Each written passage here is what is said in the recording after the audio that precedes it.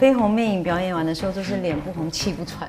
但今天我看到你们一直在喘，一直在喘。然后我听说你们为了提高舞蹈的难度，所以其实你们在练这个舞的时候，旁边都是准备那个氧气筒，每次跳完一次你们就得要吸氧气，是吗？还在喘，我还在喘，对，我是带氧气筒的那个，对，因为我们其实想要挑战，我们从来没有挑战过的舞蹈风格，就是阳光大男孩，就是很多男生跟真的很 hip hop 的律动，我们也坚持不改，想要把这首歌跳到好，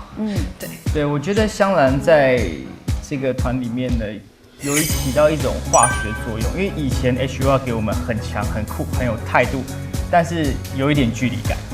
但是今天加了香兰，我就觉得更靠近。然后你们有把那种大男孩的风格完全呈现。然后刚刚的表演，舞蹈很难，歌唱也很难，但是你们表演得很松，